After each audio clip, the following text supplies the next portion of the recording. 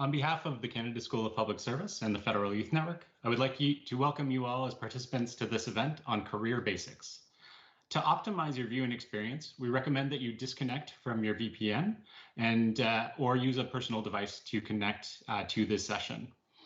I would like to acknowledge that the land by which many of us are viewing this event is unceded territory of the Anishinaabe Algonquin people. I recognize that many of our participants are joining from other parts of the country and may be on different Indigenous territory. I encourage you to take a moment to think about the territory that you occupy. I am pleased to introduce today's event titled Career Basics. Je remercie tout le monde de prendre le temps d'être parmi nous aujourd'hui. This event will help you understand how to apply for jobs in the federal government. Sans plus tarder, il me fait un grand plaisir de vous présenter notre conférencière, Lynn Larivière, the Regional Manager of the Public Service Commission Regional Office in Toronto, responsible for Ontario and the Prairies. Welcome, Lynn. Hi, thanks, Josh. It's fun to be back here with you today. Looking forward to our discussion. I think we have a lot to cover. Like you said, I'm the regional manager for the Toronto Regional Public Service Commission office. So we have regional offices across the country. I'm responsible for Ontario and the Prairies, so spans over 4 very different provinces. But just a little bit of what the PSC does in our regional offices, like we're responsible for planning, supporting, and operationalizing, with my accent, various public service-wide national recruitment programs within the Government of Canada, as well as conducting extensive outreach to various employment organizations and post-secondary institutions across the country to attract the generations of talent into the public service. There's different ways that government departments can partner with the PSC also, so to leverage our expertise in recruitment and outreach, create targeted inventories to meet future needs, and hire students and graduates from our existing programs to meet immediate needs and learn how to attract and retain diverse talents. So I'll be touching on some of those today so that people can know a little bit more about it. But since we have a lot to cover, maybe we should just keep going.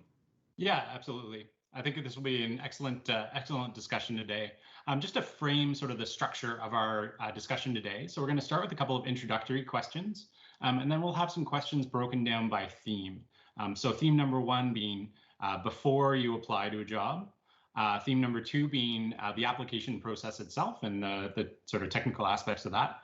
And then to look at after the process. What do you do, once the process is completed as being successful or unsuccessful in terms of getting in or not getting in. And then we'll take some questions from the audience. So we'll break it down by about half the time will be sort of our planned questions of going through, the career basics and how to be successful on application processes. And then about half the time will be question and answers from the audience. On va essayer d'avoir un peu d'anglais et puis français dans chaque réponse. So we'll do our best to have bilingual aspects to each question. So I'll read out every question in English and then in French. And we'll just let the conversation flow in terms of responding to these questions and sharing our experience and our advice and getting Lynn's expert opinions, of course, on these topics. So we'll start with the first question. So Lynn, what are the ways in which people enter the Government of Canada? Alors, quelles sont les différentes façons par lesquelles les gens entrent au gouvernement du Canada? Yeah, thanks, Josh. There are various ways for individuals to enter the public service. So as some of you, this may apply. I'm giving a few points on which ones may apply to you. So some people enter through the Federal Student Work Experience Program. So that's our student program or through co-op. And then they might have the opportunity to be bridged into a term or indeterminate position. The most common way to enter is potentially to apply on GC jobs and being successful on an advertisement process, or maybe through one of the PSC inventories or through departmental specialized recruitment programs. A casual hire at some point, and you may also enter externally through a non-advertised process. Excellent. I think the interesting thing about the Government of Canada is when you talk to 10 different people, you come up with 10 different stories of how they entered, whether as a student or as a program, as a casual, as a term, as a all sorts of ways that they had their first experience in the government of Canada and how they entered. Yep, we all have a different story. Yeah. In terms of job changes, how long should you be in a job before you're exploring new career options? Is there a guideline that you tend to follow? Alors, pendant combien de temps devriez-vous occuper un emploi avant d'explorer de nouvelles options de carrière? Y a-t-il comme ligne directrice que vous devriez suivre ou comment est-ce que vous pouvez faire cela? Il n'y a pas vraiment de ligne directrice spécifique, mais je peux présenter quelques éléments que les gens peuvent prendre en compte. Ce serait peut-être de considérer les compétences requises pour votre poste actuel, le poste dont vous occupez en ce moment. Considérez les compétences ou l'expérience que vous devez acquérir pour votre poste en ce moment. Il y a aussi les compétences que vous aimeriez développer potentiellement qui seraient requises pour un futur emploi. Puis ce serait aussi peut-être important de considérer que le temps que vous avez dans votre poste actuel, peu importe si c'est votre premier poste ou vous êtes encore en développement, c'est important de peut-être prendre ce temps ici pour peut-être compléter un cycle complet d'évaluation de performance afin de pouvoir atteindre certains objectifs dans votre poste, certaines compétences que vous aimeriez développer, passer à travers un peu d'apprentissage, la formation et du développement. C'est aussi un bon moment où est-ce que vous pouvez obtenir de la rétroaction, soit de vos collègues, votre gestionnaire, et de pouvoir vous adapter en conséquence avant de passer peut-être à un autre poste. Absolutely. I think the interesting thing in terms of this question is when people sort of develop a reputation for being somebody who moves quickly. So as a hiring manager, I've previously seen resumes where, the person's been in the public service for 5 years and they've moved jobs, 6 or 8 or 10 times. And sometimes there are reasons for that if you're moving between, casual contracts or term contracts. And sometimes it's really a question of, not being able to sort of find your place, but not approaching that in a way of like staying and trying to make things work, but constantly kind of being on the move. So it's kind of an interesting question, I think, when you start to examine your career development and how to make sure that you're not viewed as being one of these sort of job jumpers, perpetual movers. Yeah, absolutely. So now in terms of theme 1, so before you apply to a position, so when should you start looking for new career opportunities? Alors, à quel moment devriez-vous commencer à chercher de nouvelles possibilités de carrière? I guess it depends at which stage you're at. I think if you're still a student and you're looking at graduating soon, you might want to look at opportunities that may take you to what you might want to use your studies for, the experience that you may have already acquired either through volunteer work or work within the federal government, or maybe through another organization also. I think it's never too early to really start looking at GC jobs, for example, and on there you can do a search for either graduate opportunities, if that is your plan. If you're continuing to be a student, you can continue looking for opportunities through the Federal Student Work Experience Program. And I think if you're a public servant already and you're looking at maybe moving forward in your career, you might want to look at places, obviously like GC jobs, and look at other career opportunities in there. And also maybe there's lateral opportunities, so opportunities at the same level where you're at right now, and maybe just to develop more skills before maybe potentially looking at a promotion.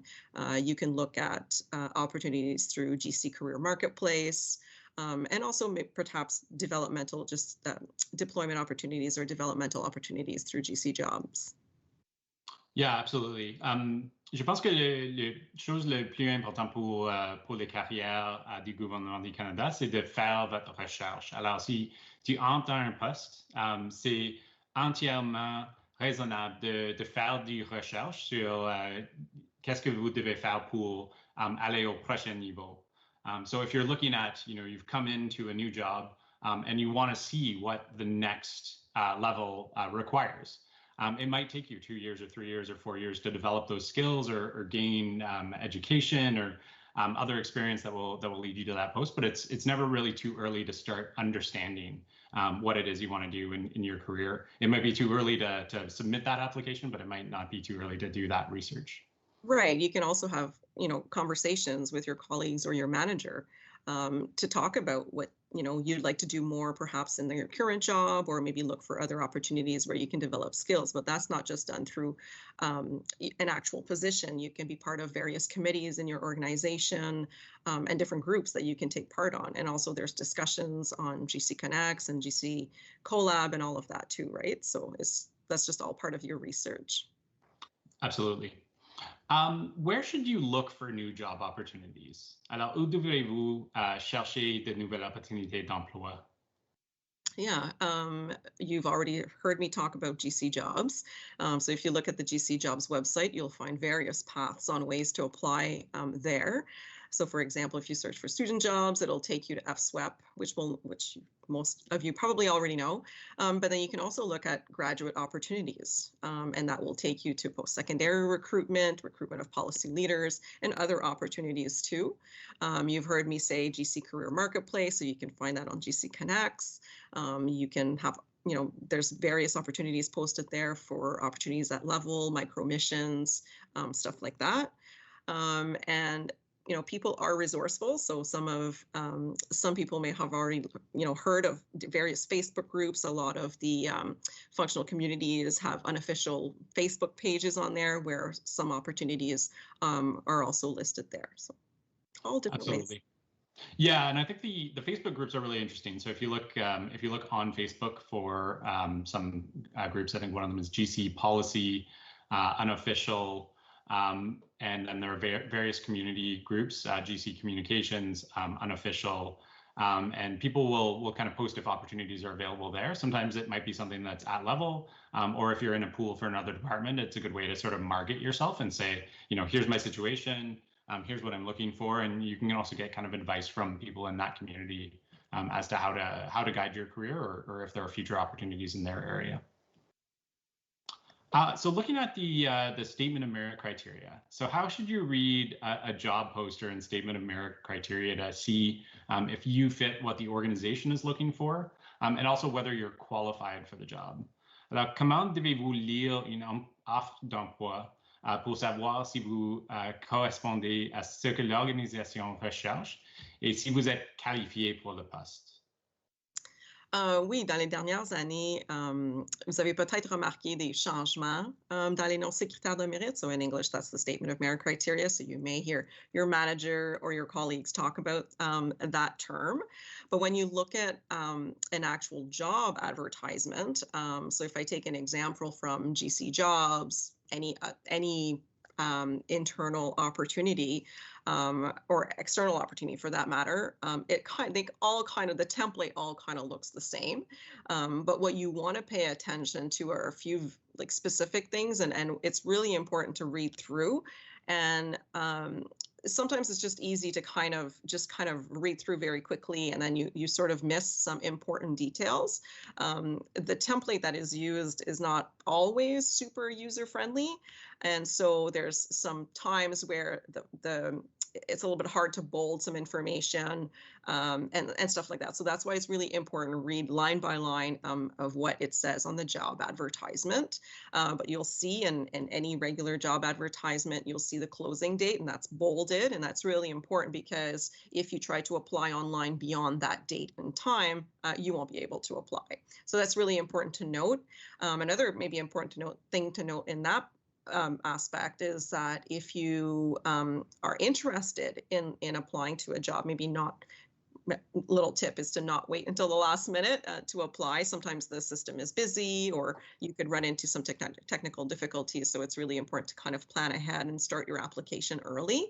And maybe, on that last few days, on those last days, you can just quickly review it and make sure that all of the pertinent information is there to go through. And I think it's important to look at what I call is the area of selection, but in the term that we use on job advertisements is called who can apply. So that gives you a description of the type of person who can apply. So we could be looking for Canadian citizens, living in Canada and residing abroad, for example, for external processes. And for internal processes, they're always worded a little bit differently depending on the requirements of the various organizations who are advertising these jobs. So it's important to have a look at that. There's the next section normally is important messages. So that's the part where you kind of want to look through to see if there's any specific guidelines that the application process is asking you to go through. And it's giving you some important information on what the selection process will be about. Intent of the process, that always kind of gives you an idea of what the department is looking for at doing as part of this selection process. And then you get into the important part. The really important part is the essential qualifications and the asset qualifications. So the essential qualifications are really what you need to meet when we're looking at your application. So the education and the experience requirements that are listed on there. So those various factors that are listed on there, that's where we expect you to answer them in either a resume, a cover letter, or sometimes screening questions as part of the application process. Excellent. Yeah, and then I think we can go on to talk about other parts further along, but there's other information in there, and there's always contact information to look through. So it's just really important to kind of look through all of the sections. Absolutely. And we'll kind of run through some of the common questions that we came across from past sessions, sort of the frequently asked questions in terms of the statement of merit criteria and job posters. So first off, in terms of the job postings, many list that they're available only for Canadian citizens. So what are the jobs that a permanent resident or an international student can apply to? And do you have any tips on how to search for those types of opportunities? Alors, de nombreuses offres d'emploi du gouvernement du Canada se sont disponibles seulement pour les citoyens. Quels sont les emplois auxquels un résident permanent ou un étudiant étranger peut postuler? Y a-t-il des conseils pour ces personnes?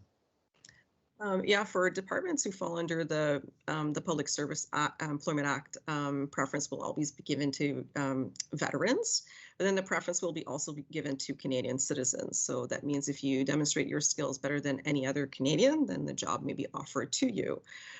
Generally, jobs offered to non-citizens require very specific skills that are difficult to find.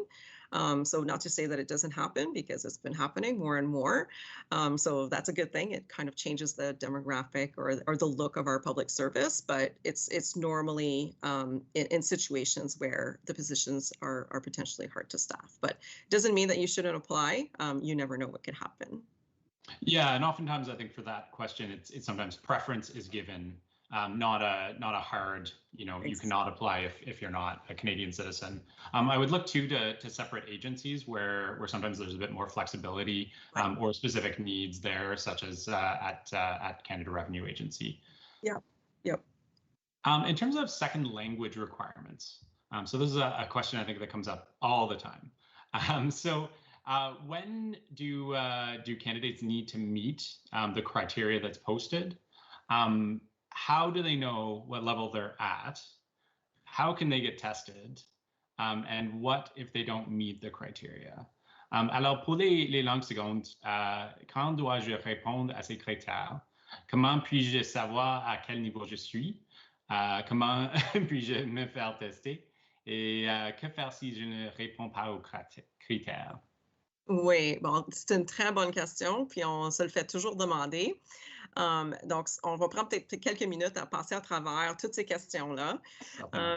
Dans une offre d'emploi affichée sur le site web Emploi GC, vous remarquerez sous la rubrique exigences linguistiques 3 lettres. Par exemple, BBB ou CBC ou CCC, peu importe. Ces lettres indiquent le niveau minimum que vous devez avoir pour les examens de compréhension de l'écrit, la compréhension, l'expression écrite et les examens oraux. Pas tous les postes requièrent d'être bilingues, par contre. Donc, c'est important de démontrer, de mentionner ça. Les postes qui demandent un certain niveau de bilinguisme nécessiteront que vous utilisiez les deux langues dans le cadre de vos fonctions. Par exemple, si vous offrez du service à la clientèle, le public et vos clients ont le droit d'être servis dans les langues officielles dans la langue officielle de leur choix. Vous devez donc toujours répondre au profil linguistique indiqué sur la fiche. Si l'exigence linguistique énumère plusieurs profils linguistiques, vous devrez satisfaire à au moins l'un d'entre eux. Pour les profils linguistiques bilingues, l'impératif de bilinguisme signifie que vous devrez satisfaire au niveau de bilinguisme au moment de la nomination. Les profils bilingues non impératifs, malgré très rares, signifient que vous devez accepter de suivre une formation linguistique pour satisfaire au profil bilingue dans un certain délai, qui est un délai maximum de 2 ans à l'habitude. Il y a 3 tests pour évaluer vos compétences en langue seconde. Donc, le test de compréhension de l'écrit, comme je viens de mentionner, le test d'expression écrite et le test de compétences orales. Vous pouvez cliquer sur les liens du site web de la Commission de la fonction publique pour obtenir plus amples renseignements sur chacun de ces examens, sur la façon de vous préparer et sur des exemples de questions. Si vous êtes curieux de savoir quel niveau vous pourriez atteindre au test de lecture et d'écriture, vous pouvez faire un test d'auto-évaluation en ligne. Vous aurez 40 questions auxquelles vous devrez répondre en moins de 60 minutes et vous recevrez votre résultat immédiatement. Notez qu'il ne s'agit pas d'un résultat officiel, il s'agit d'un test pratique. Il y a 6 autres vidéos sur le site web de la Commission de la fonction publique qui donnent plus d'informations sur les tests de compétences orales. Vous pouvez également lire des renseignements détaillés sur chaque niveau de profil linguistique requis pour les postes bilingues dans la fonction publique sur le site web. Vous pouvez peut-être penser que vous êtes plus bilingue que vous le pensez. Comme j'ai mentionné tantôt, le niveau B, c'est très large. C'est juste un exemple. Vous pourriez peut-être avoir une personne dont le français n'est pas si bon que ça et une autre qui est décidément plus compétente. Les deux pourraient se retrouver avec un niveau B. Si vous craignez que vous n'êtes pas assez bilingue pour l'emploi pour lequel vous postulez, ne vous éliminez pas. La CFP, ou la Commission de la fonction publique, dispose tous les outils nécessaires pour présélectionner les candidats. Vous n'avez qu'à faire le travail, vous n'avez pas à faire le travail à leur place. Les examens de langue seconde ont habituellement lieu vers la fin d'un processus de sélection ou de nomination, ce qui vous donne le temps de vous entraîner ou de vous préparer en parlant aux gens en français. C'est la bonne expérience, soit en lisant, en regardant des films ou en écoutant la radio en français, par exemple. Il existe de nombreuses ressources en ligne aussi gratuites pour vous aider à devenir entièrement bilingue, mais rien ne remplace le fait de parler aux gens. Donc, ça, c'est la meilleure pratique. Vous pouvez consulter différents groupes dans votre communauté aussi. Il y a plusieurs groupes de conversation en français parmi lesquels vous pouvez choisir de vous réunir aussi localement là, dans vos villes. You were asking about how I can get tested. So I think at a certain point in the process, you'll be invited to take the tests if you've selected that you have some capability or ability in the second language as part of the staffing process. You cannot take the test only on a voluntary basis, so you'll be invited through when you've applied for a selection process, you'll be invited. When you apply for a job, you indicate whether English or French is your first language. If your first language is neither English nor French or both, choose the one that best suits you, and the other will be considered as your second official language. So sometimes we will ask you if you're not sure. I know that that's what happened to me when I first started in the public service. They didn't believe that my first language was French.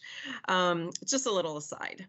And what if you don't meet? Donc, si vous ne rencontrez pas les exigences linguistiques liées au poste, votre candidature ne sera pas considérée pour les étapes suivantes du processus, malheureusement. Par contre, par exemple, votre entrevue et les tests que vous devez passer, les échanges de courriels et les conversations téléphoniques avec les ressources humaines ou le gestionnaire d'embauche peuvent se faire en français ou en anglais. L'exception, bien sûr, ce sont les tests d'examen de langue seconde. Josh, I'm not sure if I've answered all the questions. Yes, I think that touches on each of those aspects for sure. I think you know my experience is that your first attempt at the language test might be more challenging, especially if you've been out of schooling in French or French language training in a little while. But it's not to say that that won't change. So I think certainly like my first attempt at language testing was a level or two below for each of the competencies than it was on my second attempt. So I think the resources provided by the Public Service Commission in terms of understanding your level, understanding what you need to study are excellent, and really give you a great ability to kind of work on those facets before you enter that exam room or that virtual exam or telephone test, which we're experiencing more these days. Right. Yeah. So in terms of the area of selection, so if I'm working remotely, can I apply to positions anywhere? And if not, what if I'm willing to relocate? How is that sort of addressed? Alors pour les zones de sélection, si je travaille à distance, est-ce que je peux postuler à une poste n'importe où? Est-ce que si je suis prêt à déménager, comment est-ce que je peux mettre cet élément en pratique pour mentionner ça à les gestionnaires? It's important that you meet the conditions of the conditions including in the who is eligible. So what I was mentioning earlier on the who can apply, I think it's important to look at that and to see if you're available, or like if you're in that area of selection where the job is going to be. I think right now, what people will notice is that there's, the positions are offered either in Ottawa or regionally, but you can apply no matter where you're located in the country. So it's really important to kind of look at those specifics when you're looking at a job advertisement, whether it be an inventory or like a regular job advertisement on GC Jobs. The who can apply or who is eligible section is always there. And then you need to be available to work in at least one of the cities listed on the job ad, right? And so once you're applying, you'll have a list depending on what the job requirements are and where they are located. You need to be able to work in one of those cities. Yeah, absolutely. Yeah. I think even if you're willing to relocate, maybe just to address the last part of your question, even if you are willing to relocate, but if you do not meet the area of selection, you won't be eligible to apply. So we'll nicely tell you are screened out if you are not located in the city, like as part of the area of selection that you're applying to. Absolutely. And I would say, like, generally in terms of if you are looking to relocate, I would say one of the easier ways to do that is within your own department. If you're looking at sort of an internal selection process, there might be greater flexibility there than if you're applying to something through GC Jobs to a new department and then saying, and I'd like to relocate and move my family across the country at great expense. So certainly within your department, I think sometimes there's a greater emphasis on allowing that if it's something where you're moving to a higher level position or moving into a more senior position, to be able to provide that kind of flexibility. Right. Certainly, I think we're seeing greater flexibility in job postings over the last month or two, as we're seeing some postings that are saying you can apply from anywhere in Canada. I saw one that said you can apply from anywhere in Canada or abroad. You can be a citizen or not. You can work as long as you're available for the hours of work that are required. You can be anywhere, and it doesn't matter. And I think we're going to see more of that over time. But certainly, I think we're in this sort of gray zone right now where it's unclear if some departments are going to sort of be taking that approach and treating Canada as one giant area of selection, or still limiting to the town where they're headquartered or where that operation is based. Right. That's the hope anyway. Yeah, absolutely. In terms of education, so what if I'm still studying when I see a job poster? So if I see it requires an undergrad degree, and I'm just finishing my studies, how do I address that? Alors, dans les équivalences des études, qu'est-ce que je peux faire pour si je suis encore aux études, si je finis mon baccalauréat? Yeah, normally, sorry, I'm muting the rest of the stuff here. Normally, if you're still studying and you haven't obtained your diploma yet, I mean, like I said, when you're reading the job advertisement, that will tell you the education requirements that are required for the job. Normally, you would need that when you're applying, because after you apply and if you continue on in the process, we will ask you for proof of education. I mean, some inventories or some recruitment programs will give you a future date. So we may be trying to recruit individuals perhaps in the fall, but looking at graduates in the spring or in the summer, for example. So it's really important to look at that section also if you're still studying and looking at applying to an opportunity that you would really like. But if it requires that you already have the degree or the education requirements, no matter if it's a university degree or a college diploma or high school. So yeah, I think it's just really important. For example, for post-secondary recruitment, we often ask for education that's a little bit further along in the process. But it's just important to look at those criteria or requirements. Oui, certainement. Et puis, oui, je pense que c'est clé que les programmes de recrutement de postsecondaire sont une des façons que ils vont mettre, tu dois avoir complété vos études par cette date. So those post-secondary recruitment programs are certainly an interesting way to be able to apply to a job when you're still, sometimes 6 or 8 months away from graduating, but at least to get the process started. And if nothing else, it can be an experience of how that process works. And sort of a learning experience of, getting your resume up to speed, getting your references up to speed for sure. In terms of sort of your intent when you're applying. So if you see that there's a job that's posted and there's only one opening and you're aware that somebody's already acting in that role, I think this would kind of apply more so to something that's internal to the department that you're at.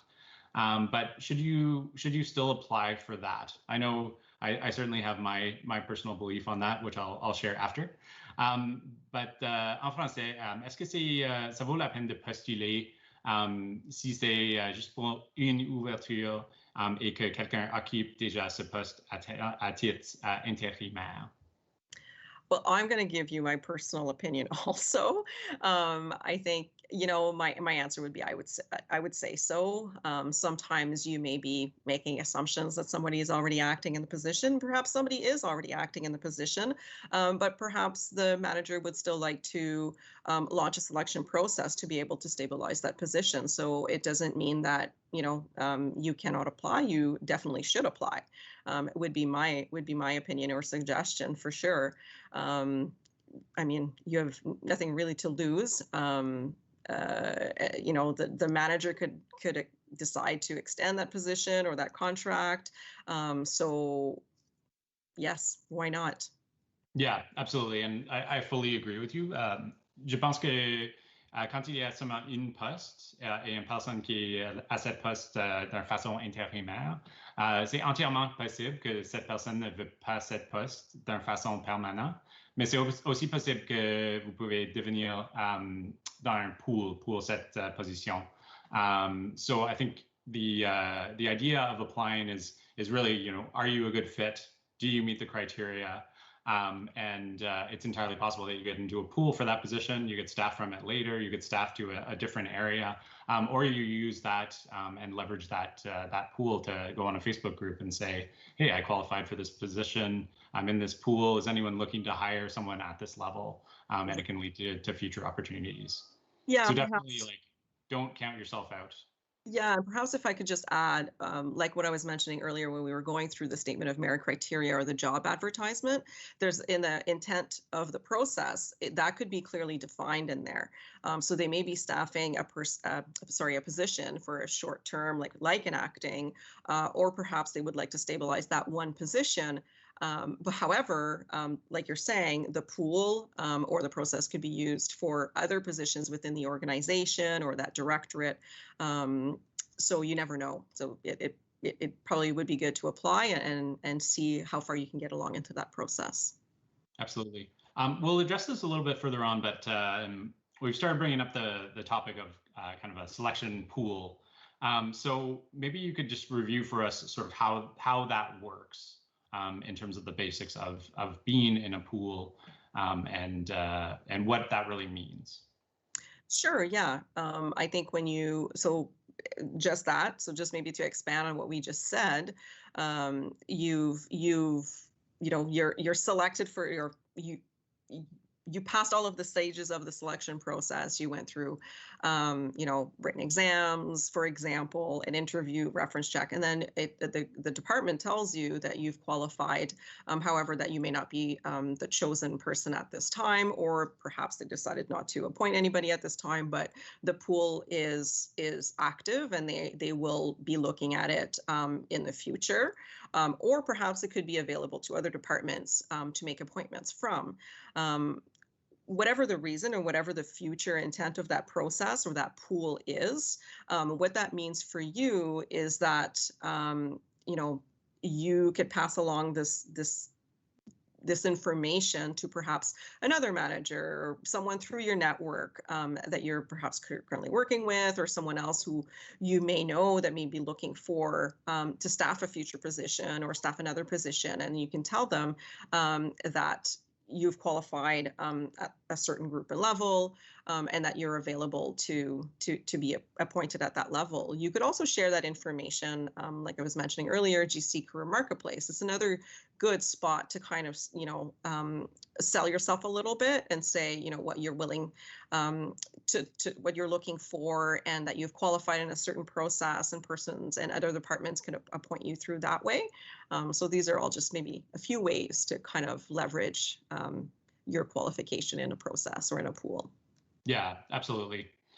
There was a question that came in from one of our participants asking, if I'm offered a job through a pool, but I don't take it, will I be removed from the pool? I'm not a staffing expert, but I will say 100% no, you will not be removed from the pool. So the intent of creating a pool really is that it's a resource, as Lynn mentioned, of candidates for future vacancies. If you're not interested in one vacancy that comes up through that pool, it does not mean that you're removed from a pool. It does not mean that you're not considered for future positions. So it's simply a matter of they will go on to the next candidate that they've identified. Right. And perhaps if I can just add to that is that, no, we won't remove you from the pool, but we perhaps might ask you if you're, like, since you declined this opportunity, are you maybe no longer interested in being part of this pool, or perhaps you've accepted another offer, perhaps at a higher group and level. So we might just ask you to update kind of your status in that selection process or in that pool, just so that we know for future opportunities. Yes, absolutely. And I think that is a key thing that you should, stay current on. I've been through a process of trying to hire a student, and about 40% of the students you contact say, actually, I graduated last year, I'm already in a full-time position, or I'm not in the city that I'm listed in. So keep that information up to date so that you're able to get emails and communication from posts that you actually are interested in, but also so that you're not wasting the time of those hiring managers to contact you and go through that process when you're not interested in that position or that level or that type of opportunity. Yep. Okay, we'll move on to theme number 2. So in terms of the application process itself, so you've decided to apply for a job. What are some of the key steps to give yourself the best chance to qualify in that process? Alors, vous avez décidé de postuler à un emploi. Quelles sont les étapes clés à suivre pour vous donner la meilleure chance de vous qualifier dans le processus? Yeah, like I mentioned before, demonstrating how you meet the education and the experience factors when we're going through the statement of merit criteria, like providing concrete examples taken from your experience. So perhaps you've worked on, talk about projects that you've worked on or certain aspects of projects you worked on. Recently, a former colleague of mine asked me what she should put in terms of how she met a certain criteria when we worked together. And I said, maybe perhaps link it to the departmental or the governmental priorities at the time and say the aspects of the projects that you were working on, how it met that, or how that work contributed to those priorities or those requirements that your department was expecting to deliver on. So just kind of that kind of stuff. And it's what I was mentioning in the statement of merit criteria too. There's potentially a paragraph there of how the department is looking at screening applications. So it might tell you, give us a concrete example of how you meet each of the either both essential and asset criteria. And by giving us, where you've done this type of work, how long have you done it, and giving concrete examples and linking those to perhaps competencies also on how you've gained those skills and that experience. Perhaps another thing would be to prepare your resume and your cover letter based on the requirements of each of the positions you apply to. Each different job advertisement will have different education and different experience requirements. Some might be very similar if you're applying perhaps to, you're always in the HR field and you're looking at those requirements. They might be similar, but there may be words that, request a different level of experience that you may have met. Some may say significant, something like that. And they will have to find that in the advertisement, but you'll have to demonstrate how you meet that type of experience and those requirements. What I've seen before too is perhaps people reusing the same cover letter or, reusing the same resume when it doesn't really answer to some of the job requirements of that current job that you're applying to. So it might create confusion to the person who's reviewing your application. So I think attention to detail is a key part here when you're developing your application. And so maybe pay attention to that. Another maybe thing that I can just add, sometimes people kind of just leave one-liners and just say, yes, I have that kind of experience. We're really looking for something more with more detail and more depth to it. Otherwise, you risk the chance of being eliminated. Perhaps another example that I can give or another tip would be to have someone review your resume and application. I often have former colleagues of mine or colleagues of mine saying, I'm really interested in this opportunity. I really want to try to get it. Can you review this for me? And can you give me feedback on how I've developed my resume or my screening questions, for example? So it's always a good way to apply feedback so that you have greater chances of meeting the requirements. Absolutely. Yeah. And I think you touched on some really key points there in terms of using the language that's in the poster. It can be as straightforward as, they've posted for experience in project planning and you put that you have experience in project management. Well, if it doesn't hit on those keywords, you might not even make that first screening. So be very careful and make sure you're tailoring those applications each and every time for sure. Next question. So when you've been asked to do a test or an exam for a process, how can you prepare for this test or exam? Alors, lorsqu'on vous a demandé de passer un test ou un examen pour un processus, comment est-ce qu'on peut préparer pour ce type d'examen? Oui, vous pouvez toujours visiter le site de la Commission de la fonction publique ou faire vos recherches sur de l'information sur les examens ou les outils standardisés du Centre de psychologie du personnel de la Commission de la fonction publique. Peut-être que l'annonce d'emploi va peut-être mentionner qu'ils vont utiliser certains outils d'évaluation, peut-être par exemple un examen de la Commission de la fonction publique standardisé. Donc, ce serait peut-être une bonne façon de peut-être faire des recherches sur ces genres ou ces types d'examens-là. vous voulez faire certain aussi de bien relire, comme on l'a mentionné à plusieurs reprises aujourd'hui, c'est de bien relire l'annonce d'emploi pour lesquelles que vous avez postulé. C'est vraiment important de regarder les compétences qu'ils ont d'indiquer dans l'énoncé critères de mérite. Donc, ça veut dire que ça va être les compétences qui vont être évaluées par le processus. Ce serait peut-être, des fois, c'est aussi mentionné les compétences qui vont être évaluées dans les invitations, soit pour l'examen ou l'entrevue dont vous allez passer.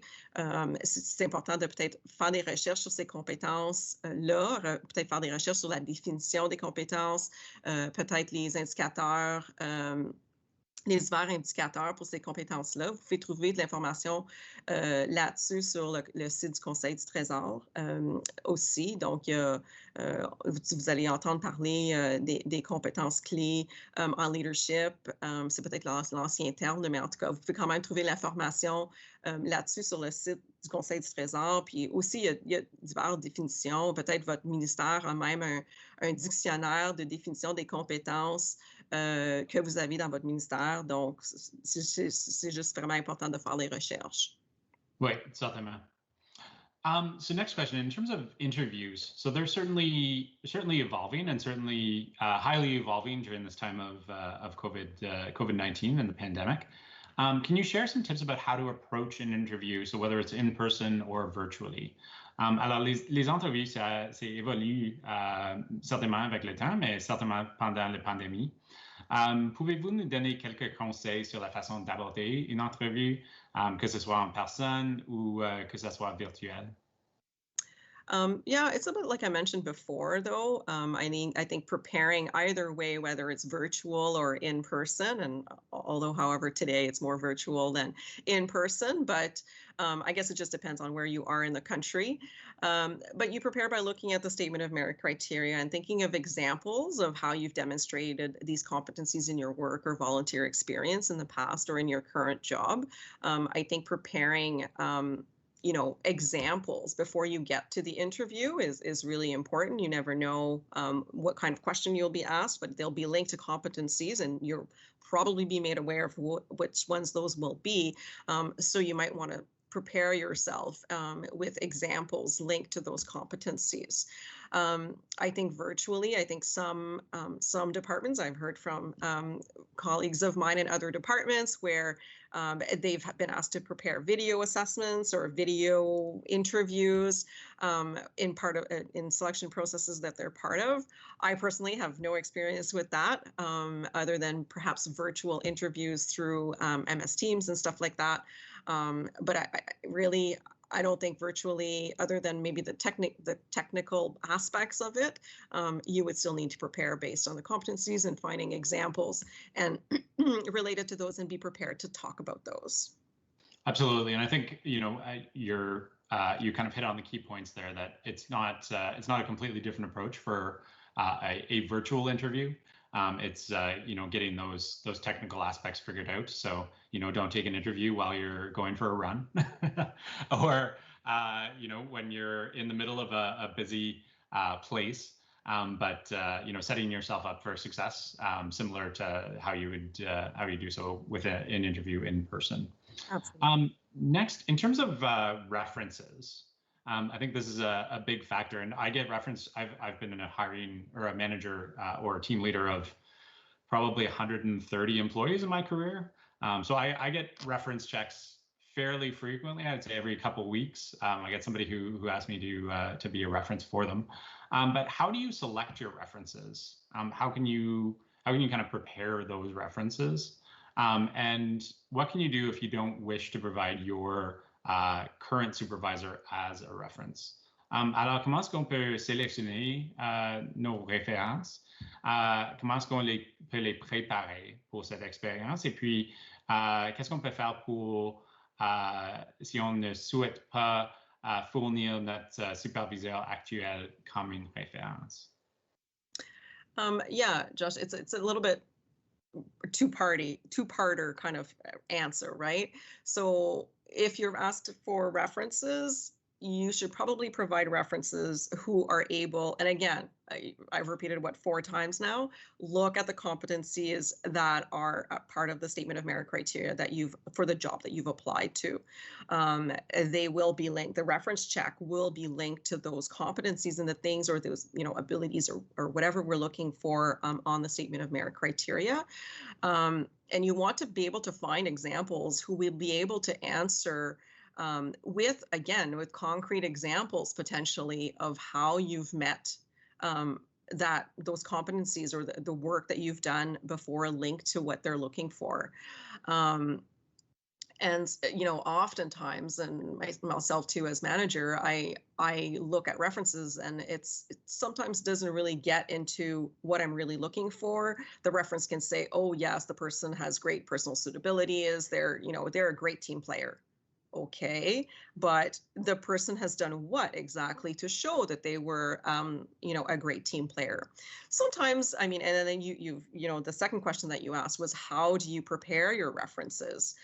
So I think that's important to know, to know and to do also, because if you're giving a past manager where it may be a few years that you've worked together, they might need to be refreshed a little bit on some of the experience and the projects that you had actually worked on at the time.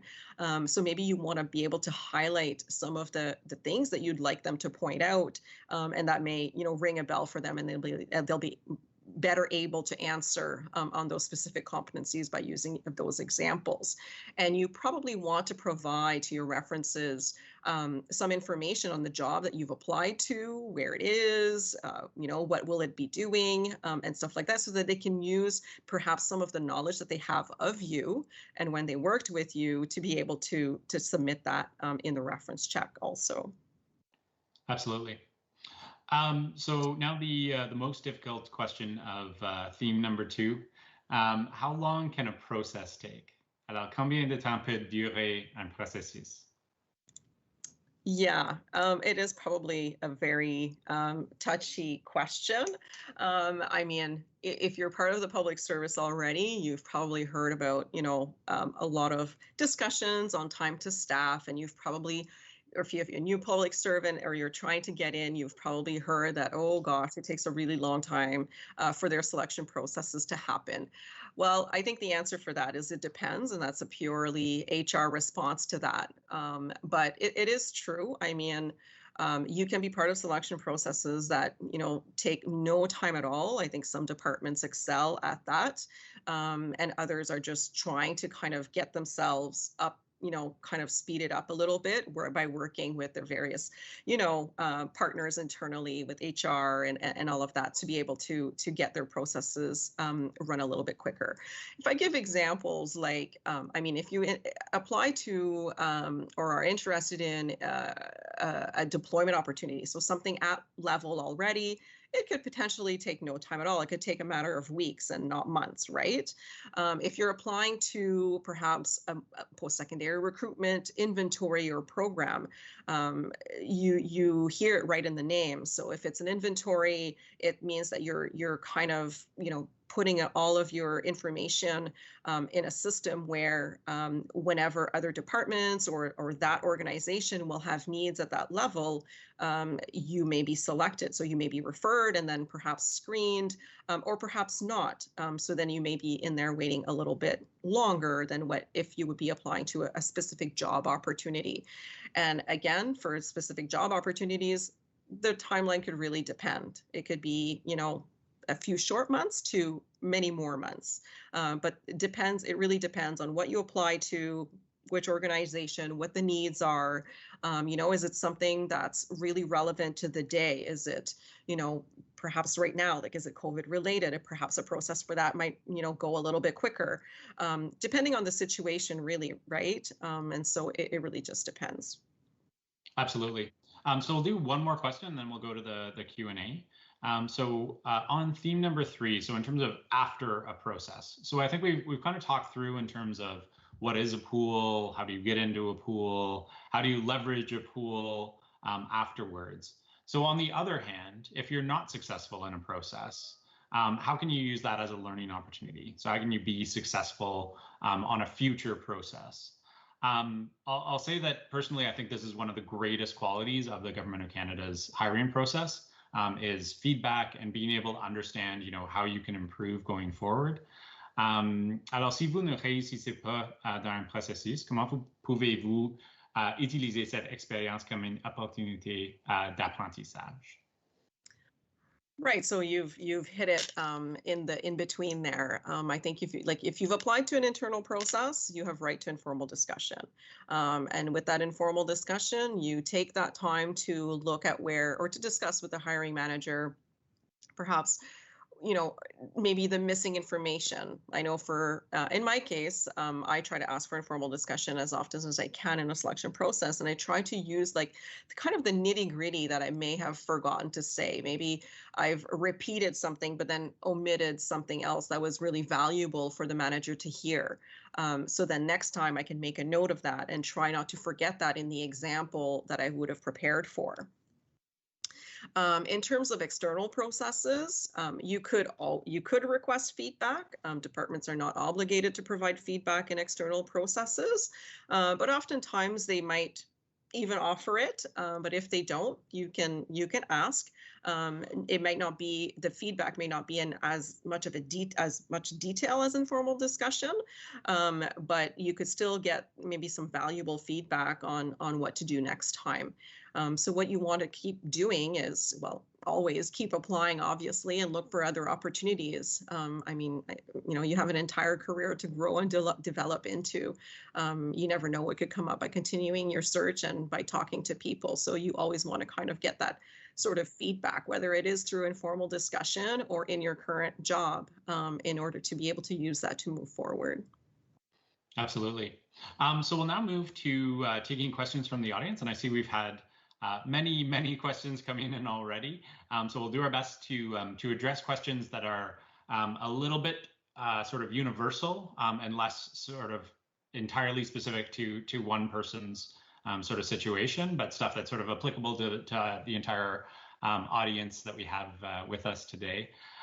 Vous pouvez soumettre vos questions en utilisant les fonctions sur au droite de votre écran. So on the right-hand side of your screen, you can submit questions, and then they will be provided to us to provide answers. I think we have no shortage of questions, so that's amazing, and I think it will keep us busy right until 4 o'clock. So the first question. Alors pour combien de temps un bassin demeure actif une fois que nous avons reçu la confirmation que nous sommes qualifiés pour une position en particulière? So how long can a pool stay active after we're notified that we've qualified in that pool? C'est une bonne question. La réponse, encore là, ça dépend. Dépendant du bassin ou du processus pour lequel vous êtes qualifié, il pourrait avoir une date limite où est-ce que le ministère utilise le processus ou le bassin pour doter des postes immédiats, donc pour des besoins immédiats, puis peut-être qu'il planifie relancer un nouveau processus l'année d'après ou quoi que ce soit, ou dans 2 ans, je ne sais pas, là, ça dépend de l'information. Des fois aussi, comme on le mentionnait tantôt, c'est dans l'intention du poste aussi, donc dans la planification du processus, les ministères ou le gestionnaire auraient probablement déjà fait cette décision-là. Donc, tu pourrais peut-être trouver cette information-là sur l'annonce d'emploi aussi. Pour de ce qui en est de peut-être des inventaires ou des répertoires, des différents bassins plus génériques, peut-être qu'il n'y a pas de date limite. Puis c'est vraiment afin de voir combien de personnes sont nommées, c'est quoi les besoins.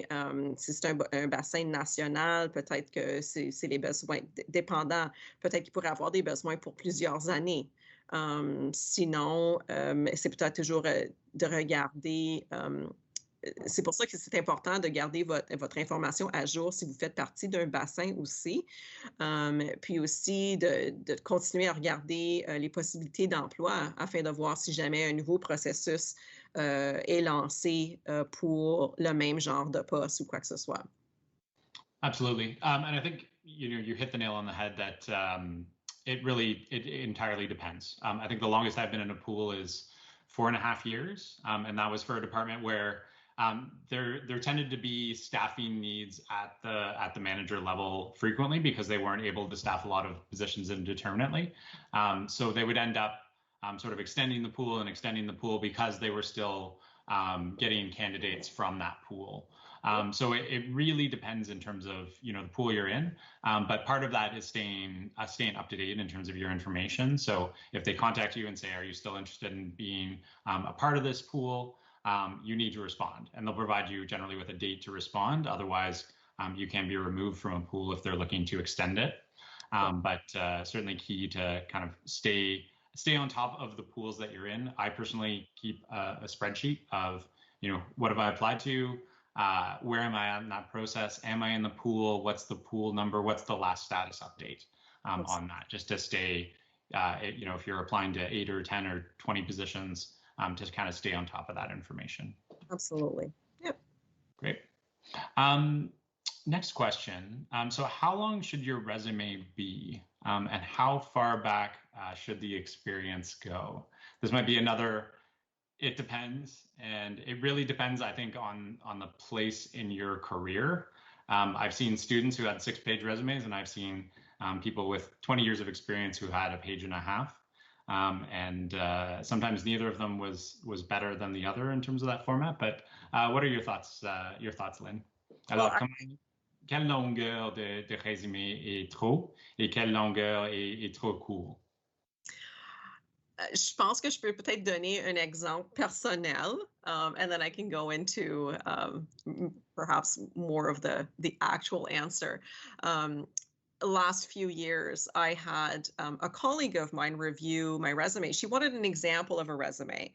And I've been around for 20 years. And I said, well, I'm probably not the best person to show my resume because I have a lot of stuff in there. And it's probably too long, but no one has told me that it's too long before. So I keep using that. When she looked at it, she was like, what are you doing? Why is your resume 5 pages? You need to bring this down. And so then I brought it down to like 3 pages. And I really took out old stuff, even if it was relevant. I like keep the last 10 years or perhaps important projects that you worked on. If you don't want to kind of let them go, if they're beyond perhaps, 5 to 10 years or 6 to 10 years. I mean, I don't like saying this, but a part of it is maybe use your judgment. Consider the job that you're applying to and kind of look at to see what they're looking for. And if you do have older experience where you think it would be valuable, then say that and put that in there. But if you think that it's, more of a current kind of job and they're looking for, more recent stuff, then perhaps put some of your more recent experience on there. And the skills that you've acquired or perhaps training that you've taken and how it applies to that. So it's not really the length, I would say. It's probably more the breadth and the depth of the experience that you're trying to demonstrate for that certain job that you're applying to. Absolutely, and I think this kind of speaks to that aspect of tailoring what you're doing. So if you have a job on your resume from 10 years ago that doesn't apply at all to the position you're applying for today, then maybe all you need is a job title and the dates that you were in that position rather than 2 paragraphs talking about that. I've seen some where people went back to what they did when they were in elementary school, and then that's probably too far back. Like I delivered the newspaper when I was 10 years old. It involved entrepreneurial skills and managing accounts and all sorts of interesting information. But many years later, it probably doesn't apply to a job that I would apply for today in my career. So definitely think of like, how does this information apply to the job that you're applying for right now? Next question. So involving pools. So where can we see if we're in active pools? This one is definitely a challenging one because it's really up to you to manage this as a candidate. But do you have any suggestions in terms of managing that? No, it's perhaps like what we mentioned before, like it's important to keep on top of. I mean, if you've applied through GC Jobs, then it's going to be in your GC Jobs profile, in your account in there, and you'll be able to refer to it that way. And also, like if you are qualified, you would have received an email. So it's probably important to store that somewhere where you can have quick access to it and kind of remember the dates. Let's say if there is a validity date to the pool that you're qualified in, or if you'd like to leverage it for another opportunity with another organization, perhaps, then you might want to keep that in your back pocket. So save it somewhere where it's easily accessible and not kind of lost in your emails. That's what I would add. Yeah, absolutely. In terms of demonstrating skills, so can I use skills and experience from jobs outside of the Government of Canada towards a Government of Canada process? And how can I demonstrate this? So, est-ce que je peux utiliser l'expérience dehors du gouvernement du Canada pour un emploi dans le gouvernement du Canada? Et comment est-ce qu'on peut utiliser ce type d'expérience pour démontrer qu'on a l'expérience qu'il veut dans un poste? Oui, absolument. Vous pouvez démontrer ou décrire votre expérience que vous avez acquis à l'extérieur de la fonction publique, soit dans vos intérêts personnels, soit à travers du travail bénévolat que vous avez fait. Je pense que ça aussi, c'est important. Peut-être plutôt au début de votre carrière, c'est peut-être plus facile ou peut-être une bonne façon de démontrer que vous avez les compétences dont un employeur rechercherait. Puis je pense que l'expérience, peu importe où vous l'avez acquérie, c'est important de pouvoir faire les liens avec les compétences dont le gestionnaire recherche ou le poste dont vous postulez recherche. C'est important de vraiment regarder le genre d'expérience qu'il est recherché, puis les compétences qu'il recherche. Puis vous pouvez toujours faire les liens avec votre expérience de cette façon-là. Certainement. Next question, in terms of students in the Government of Canada. So if your job title is simply student, what is the best approach to describe your experience or how to best sort of approach that in terms of your resume? I'll start off by saying that if your job title is student, then your manager may have some work to do to perhaps clarify exactly what your role is and what kind of team you're working in. I think there's always flexibility to, say you're a junior, policy advisor, junior policy officer, describe really your position within that. Mais pour ceux qui sont des étudiants dans le gouvernement du Canada et ont seulement leur titre comme étudiant, comment est-ce qu'ils peuvent comme décrire cette expérience ou travailler avec ce type de problème dans les fonctions publiques? I have nothing to add. I was thinking the exact same thing you were, Josh. I was thinking, oh, the manager needs to talk to their classification colleague. However, I think, I think you can probably link your student job to whatever you're doing, and you can probably ask advice to perhaps more senior colleagues that you're working with or your manager and say, like my job title says student on my letter of offer, but what can I link it to? And they perhaps would have a suggestion on the type of project that you're working on. So you can, possibly just write student and then write the actual project. Or the program that you're working in, depending on the organization. It could perhaps be a program, so you might want to include that as the title instead. Yeah, absolutely. And then I think describing your experience and being able to sort of parcel out what exactly you worked on as an individual, as well as sort of understanding the role of the team, but being able to really say like I did and accomplished this in this role for this period of time. Is definitely key for students who are trying to sort of apply that experience to a future process. Next question, in terms of competencies. So the question was that I recently partook in an interview that dealt with assessing effective communication. How does the employer assess this competency? Alors, la question, c'était que la personne a fait une entrevue de la communication effective. C'était la compétence qu'il voulait évaluer. Et puis, comment est-ce que l'employeur peut évaluer cette compétence? Oui, l'employeur pourrait évaluer la compétence de communication, soit c'est la communication, ça pourrait comprendre les deux parties de communication, soit communication écrite et communication orale. Communication écrite pourrait souvent être soit évalué par un examen écrit, un examen soit maison ou un examen écrit, soit standardisé ou développé par l'organisation. Ça pourrait aussi être mentionné dans l'énoncé critères de mérite ou dans l'annonce d'emploi, où est-ce qu'on pourrait comprendre votre lettre lettre de couverture, puis votre résumé comme communication écrite, ou peut-être, il y a peut-être une question de présélection qui est demandée, où est-ce qu'on pourrait utiliser seulement cette question-là pour évaluer votre communication écrite. Pour la communication orale, c'est souvent fait par l'entrevue. Donc, si vous êtes invité à une entrevue, ça pourrait être toute l'entrevue, ou est-ce que c'est considéré comme l'évaluation orale, qui est à l'extérieur les examens de langue seconde aussi. C'est vraiment en fonction de les évaluations de cette compétence-là. Great, certainement.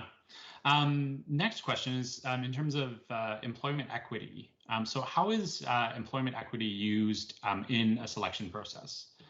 Do managers see this immediately or is it used later on in the process? Alors pour le employment equity en français,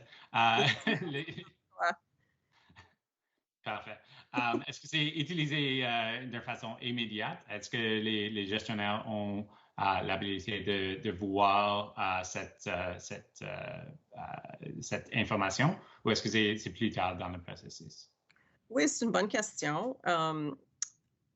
Perhaps a little tricky, mais ça dépend encore. You can have a look at the statement of merit criteria or the job advertisement, and it could be clearly stated on there if they are considering a certain employment equity group or various employee groups. That's a possibility also. Or it can be at the end of a process where there could have been just a kind of a header in the job application or job advertisement, I should say. And then at the end of the process, they could, potentially, depending on the organization's needs or the relevance of the position at the time, that could be a need where they might need to hire a certain individual of an employment equity group. I think it's important to, if person is completely voluntary, but if you want to self-identify, you would do so while you're applying. There is a spot for that in the application process if you were applying through GC Jobs. Through whether internal opportunities or external opportunities, there will be a little section in there that's asking you if you want to self-identify and as part of an employment equity group. So the hiring, like the HR personnel would have that information. The hiring manager could end up with that information at the start of a process, depending on what the needs are of the organization or the hiring manager also. So the information is there if you're willing to self-identify. And yeah. Purely voluntary, though. Yes, and I think it's key to understand if you are a member of an employment equity group, which you may not have understood when you applied to get into the Government of Canada. So I think that information is fairly easily findable online, but to identify, whether you're considered a member of one of these employment equity groups, and then to see, if that makes a difference in terms of your application process. Certainly, we see some areas that are prioritizing that for particular positions. I know I saw a recent posting that said it was for manager of diversity and inclusion, and they were prioritizing that you occupy one of the employment equity groups, so that you can kind of speak to that experience. So certainly it's something to understand. Are you a member of an employment equity group? And then to identify and decide if you are including that on your application, for sure. Yep. Next question, in terms of official languages, is there any point in applying to a position that has a higher language requirement than what you hold? And can we share some recommended resources to study for second language evaluation tests or improve your second language evaluation score? Alors, en français, est-ce qu'il y a un point de postuler pour un emploi qui a un niveau supérieur de langue seconde que le niveau que vous avez? Et puis, est-ce qu'il y a des ressources ou recommandations pour improver votre langue seconde? Oui, mais c'est comme je l'ai mentionné tantôt, c'est oui, absolument. Postulez quand même si vous avez probablement déjà une base, soit du français ou de l'anglais, peu importe. Si tu as déjà une base de la deuxième langue officielle, oui, appliquer. Puis le processus de sélection va vous inviter pour les examens de langue quand même. Et donc, vous avez la possibilité de pratiquer votre langue seconde jusqu'au moment où est-ce que vous êtes invité pour les examens de langue afin de pouvoir déterminer à quel niveau vous êtes. Puis c'est vraiment difficile de pouvoir même s'il y a des outils d'auto-évaluation et des examens pratiques afin de pouvoir voir à quel niveau on est, postuler et ensuite vous allez être invité aux examens afin de pouvoir voir c'est quoi votre niveau en fonction de ce poste ou de ce processus de sélection-là spécifique.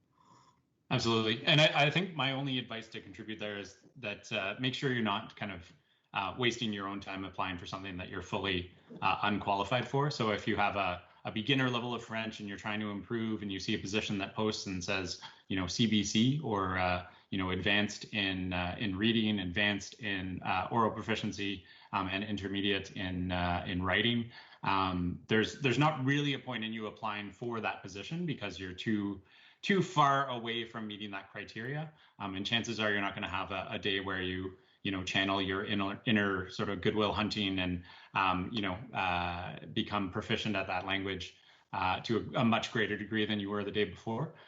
So yeah, just, be aware if it's something where you're BBB and you're applying for a CBC position, maybe it's realistic to work on your French during that time and kind of improve your language profile that way.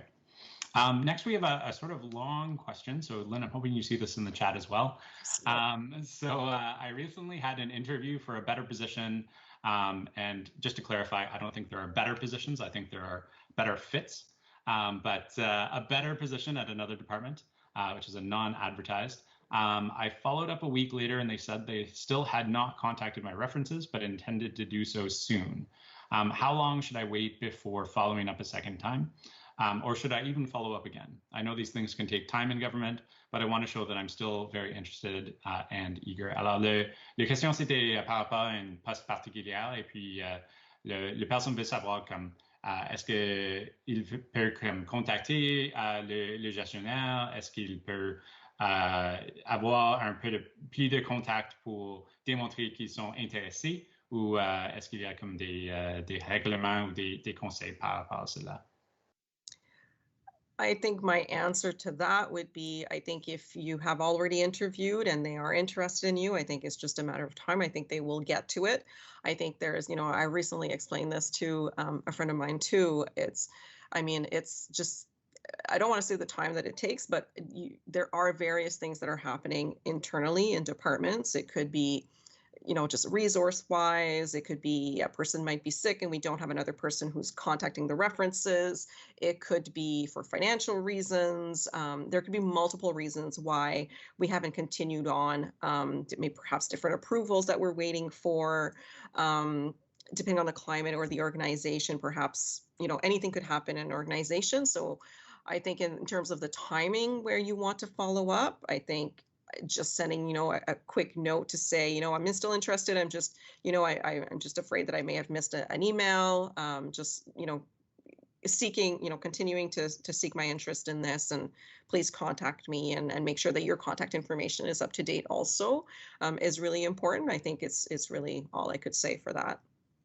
Yeah, absolutely. And I would just add that if you are, sending a follow-up email, maybe just ask a more general question of like, is there sort of a timeline in mind? Because I think with especially during the pandemic time, I think it's been a challenge for a lot of departments to try to adapt some of their HR processes where they're used to, being able to sign physical documents. They're used to being able to submit things in a particular way, and switching a lot of those things to be virtual has been a challenge for human resource professionals. So just to get an idea of the timeline and ensure that they still know that you're interested. I've certainly had processes back before I entered the public service where I followed up and they would say, oh, actually we now have a staffing freeze, and we'll let you know in a few months, sort of thing. So but it's good to be aware of where you're at in that process. Are you on the verge of being hired? And with absolutely no offense to any hiring manager, but until you have a signed letter of offer, assume that it has not happened. So, it's okay to keep your options open until you have that signed letter of offer, because certainly the departments, the next response might be, actually, we don't have the funding, or we're pushing back to staffing by 3 or 6 months. So your loyalty can be to the government of Canada as a whole, but it doesn't have to be to this particular area that may or may not hire you in the future. Absolutely. Yeah, I was about to add that too. And also, yeah, keep your options open, look at other opportunities. If you're happy in your job, you continue focusing on that while, looking at other opportunities and continue developing the skills that you need. Perhaps there's even other opportunities internally, like I mentioned earlier, either through committees or through other work that you can take on to do in the meantime, and look at other opportunities. Don't close any doors until you have a letter of offer. Yeah, absolutely. So we have about 5 more minutes, so we'll address a couple final questions, and then wrap up the session. So first, in terms of interviews, so we've kind of gone through this in terms of how government interviews work. But are there any sort of specific tips that you would have, Lynn, in terms of boards taking notes? Are questions provided in advance? How do you sort of how do you sort of navigate figuring out what an interview is going to be like in some ways? I think that's a really good question, and something that we probably could have addressed in some of our questions earlier. I think, again, look at the invitation that you may have received. If the selection process is we're really well planned, that information will probably be in the job advertisement. It'll probably tell you what the interview will look like, if there will be a written exam or a standardized test before an interview or after, and if it will go to reference checks. Perhaps there'll be kind of maybe a candidate assessment, different kind of format. So if the process is well planned, you may find out that way. Or through the invitation that you may receive. So yes, board members will be taking notes if you are at an interview, whether it's virtually or in person. We'll be taking a lot of notes. We try to jot down as verbatim as possible the answers that you provide to the questions. Much of the time, you will be given questions in advance to be able to prepare. That could be beforehand, before the interview, could be days, or it could be the morning of, or 30 minutes before.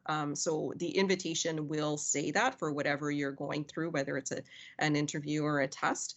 So that information should be in there. And if it's not clear, you can always contact the person who's sending you the invitation, obviously, to make it clear so that you understand.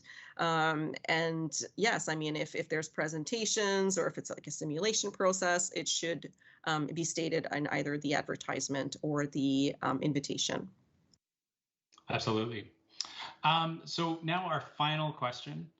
So in addition to fixed staffing processes, what initiatives and streams exist to accelerate career growth for non-EX staff? Alors, quels sont les processus, les initiatives pour accélérer les carrières pour ceux qui ne sont pas des EX, alors pour ceux à les niveaux comme gestionnaire ou plus bas des fonctionnaires dans le gouvernement du Canada? I'm not sure I fully understand what the question is. Okay. So they're asking about in addition to fixed staffing processes, what kinds of initiatives and streams exist? So kind of like programs, like I'm not really clear on what Yeah, and maybe I can kind of take this one. So from the learning side, so I think they're kind of saying outside of GC jobs, what are the other ways to kind of develop and build your career? And fortunately, that's what our network does for a living. So happy to address this one. But I will mention that certainly the Federal Youth Network has a lot of programming geared towards non-EX staff and really specifically geared towards non-managerial level staff to develop your career, develop your network, develop your brand, your reputation, and build your career for the long term in the government of Canada. We will be launching very shortly Career Bootcamp 2021, which will be entirely virtual this year due to the pandemic. And our first session for that is online for January 11th, which will be kind of an orientation to Career Bootcamp 2021 and how that will work in terms of building your programming towards your particular career goals going forward.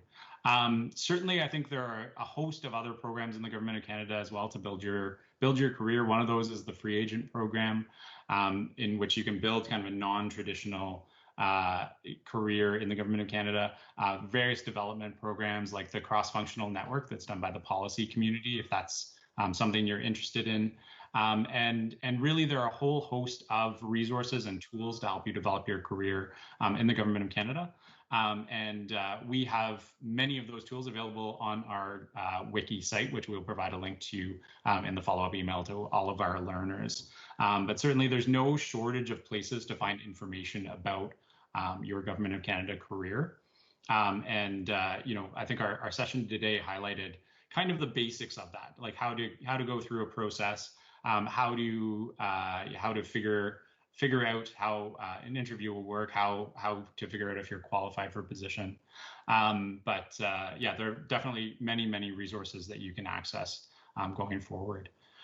So I see we're at 4 minutes until 4 p.m. Eastern.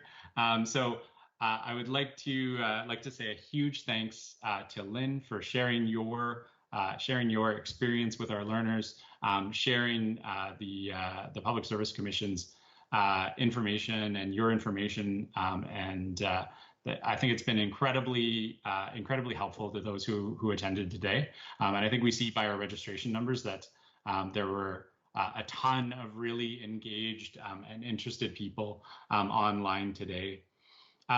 So on behalf of the Federal Youth Network and the Canada School of Public Service, I would like to thank you very much for your contributions today. Alors, je tiens également à remercier Lynn et puis à remercier tous nos participants virtuels pour leur présence et leur contribution à l'événement aujourd'hui. So a huge thanks, Lynn, to you. Thank you. Oh, these events are so much fun. I love these. I love doing these. And yeah, great questions. I think people are our guests are very engaged and asking really good questions on, developing their careers for sure. So it's fun. Thank you. Yeah, absolutely. And your feedback is very important to us. So we will invite you to complete the electronic evaluation that you'll receive in the coming days. We'll also provide some more information on upcoming events and how you can access some of the Federal Youth Network's programming going forward, as well as programming through the Canada School of Public Service. So on behalf of the Federal Youth Network, I'd also like to thank the Canada School for their contributions in making this an amazing webcast for all of our participants across the country. And a huge thanks as well to our team at the Federal Youth Network for their contributions and making this happen. So the school also has more events to offer you. We encourage you to visit the Canada School of Public Service website to keep up to date and to register to all future learning opportunities. So once again, thank you, Lynn, and thank you to our participants from across Canada. And we wish you all a wonderful day and a very happy and fruitful career in the Government of Canada. Thanks very much. Oui, merci, bonne chance.